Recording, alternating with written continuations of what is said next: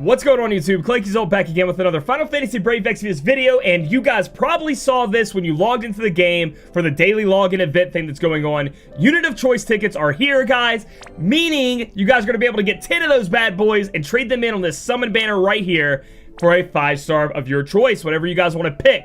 However, be aware that through the data mine, we have seen that the only units that have their 7 stars are on the banner right now. So we can't check right now. I've been trying, select summon, trying to go in here, trying to pick it so I can see what units are available.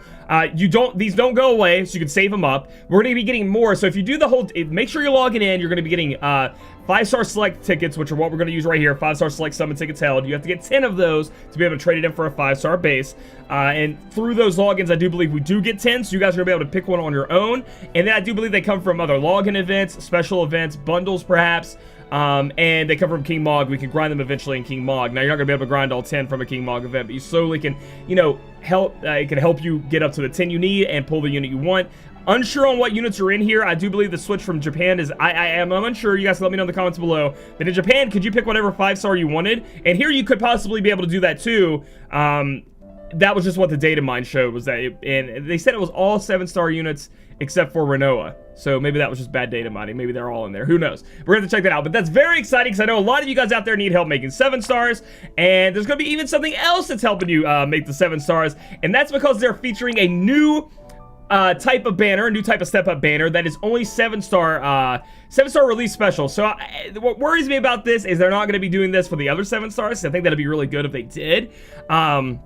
The 5-star pool consists of these 6 select units. So when you get a rainbow, you're getting one of these units. So this is supposed to be there to help you guys make 7 stars to get the 5-star bases that are 7-star right now.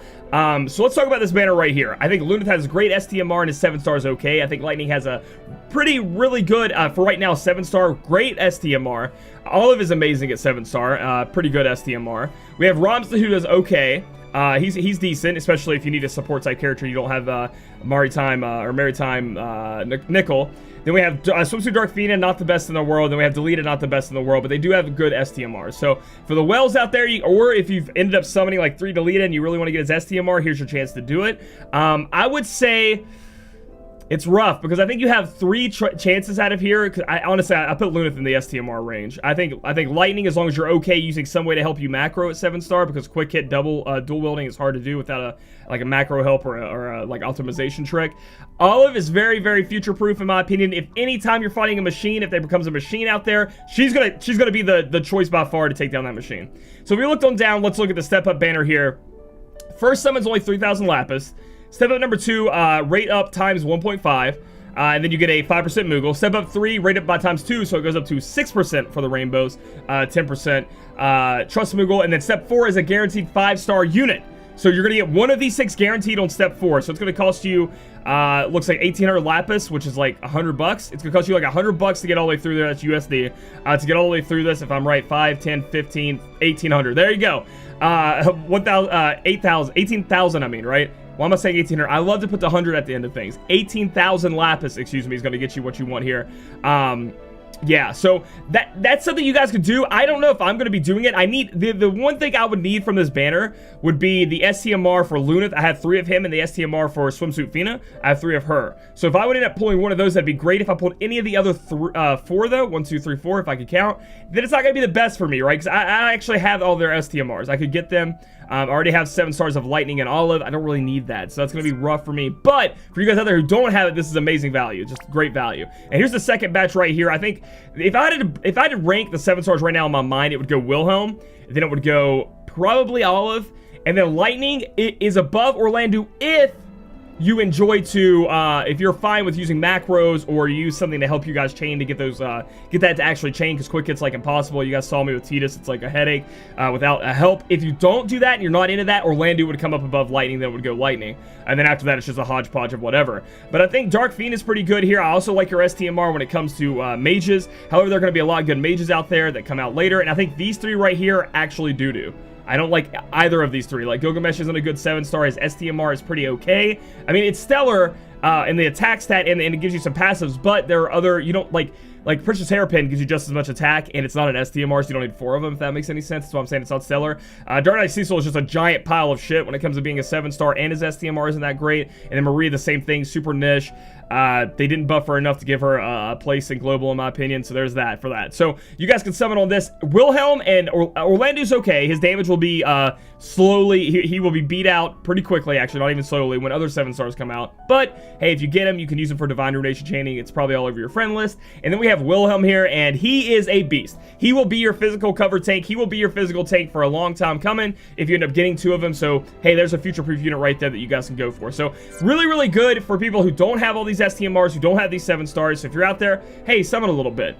We also have the domain for 2, essentially, where we can go in and get certain crysts. I need to get some for Olive. I don't have all of her stacked out. I need some power crysts, so I'm going to be going there and farming those. And then we have the equipment enhancement event. It's back, baby. Let's get it. Item World is here, and it's changed a little bit, though. I thought we would have everything we did in the past, plus more added. It looks like they're only going to release 4 of a certain weapon, it looks like here. It's going to be Sword, which I'm going to be going for Brotherhood, and probably Fravia's Needle, too. Great Sword, which is going to be Orlando's. I'm going to do a Fire Sword that I have, which came from a TMR. It's hard for me not to say STMR, TMR. Like, they're 2 different things, Chris. Come on. The Great Sword from Orlando's STMR. Oh yeah, and Lightning's STMR here too is what I'm planning on doing.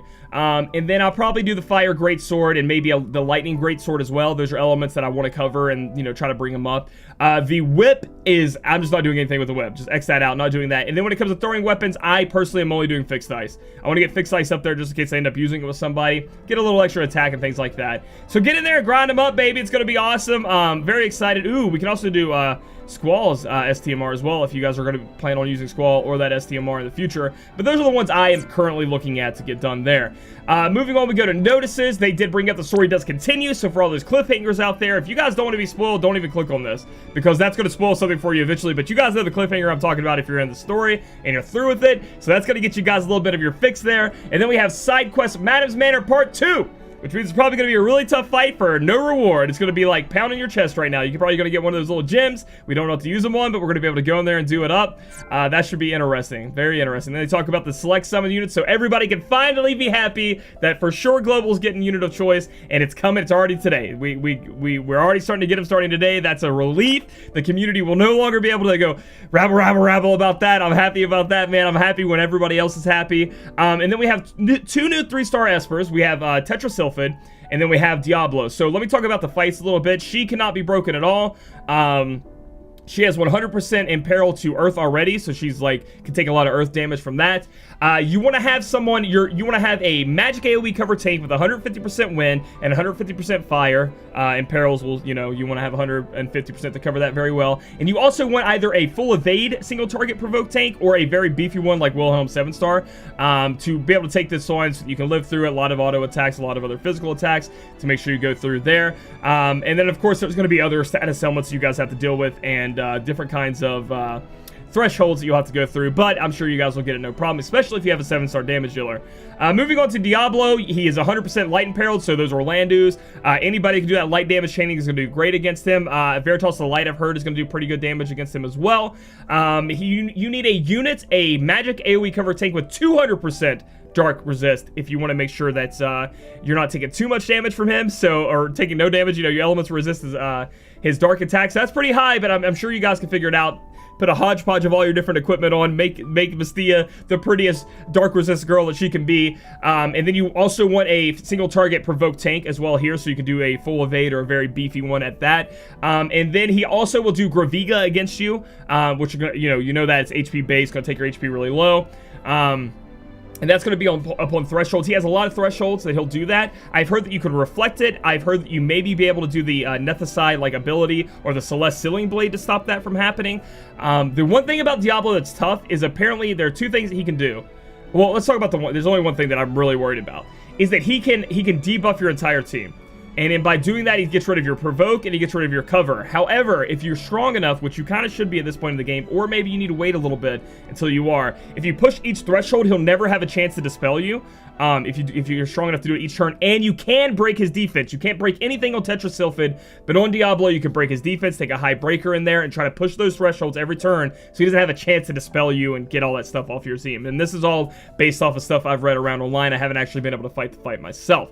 But again, I wouldn't worry too much about it. I mean, enhanced killers, enhanced abilities, a little bit more stats is awesome with these 3-star espers, but eventually, once you get these 5-star select tickets, once you get a little bit more step-up banner, once you get some stronger units, you'll go back and blaze through these. You'll just laugh and one-shot him, and it'll be whatever. You're looking for a challenge, get in there now and get it done. That'll be pretty good for you. And so, guys, that's going to be it for this week, honestly. Other than that, they have a bunch of issue reports and things like that. There's no, big Final Fantasy events. There's no raid, there's no King Mog event, there's no new story. It's mostly just kind of like filler. But it's a really good filler. I mean, we get Unit of Choice, we get 2 new Espers, we get new story, we get the item world, and we get these step-up banners, which I know a lot of people are going to be excited about. I'm just probably not going to be one of them. I may do a couple summons tomorrow, trying to hunt for that other Lunith, because that attack, that attack chest is really, really good, so I want that STMR. But yeah, that's pretty much it. So, feels good to be back, guys. The reason you guys haven't seen me around a little bit is, one, WoW came out, so I've been playing the crap out of WoW. I'm like eye level 307, Arms Warrior for the Horde. Rachel got me this flag that we're gonna hang out outside of our house. You know how everybody puts right now we have it in our house. It sits outside, it hangs out and it has the flag on it. And it has birds on it. Well, we got one for the Horde, so we're gonna put the Horde out there. And she was like, we're not gonna leave it up too long, so we have a bunch of kind of older people living around us, so we don't want them thinking we're some kind of evil society. But hey, we gotta represent the Horde a little bit. So I've been playing that, and honestly, there's nothing really been going on in Brave Exvius to be doing videos about anyway. But now we have a bunch of stuff, so it's gonna be fun. I'm gonna be streaming that anyways too. So if you guys like this video, give it a thumbs up. Comment down below if you're gonna be summoning all these banners. Now I want to see what your guys' opinion on them are, because that's very exciting, or how excited you are about Unit of Choice. And then subscribe for future content. We'll catch you guys in the next video.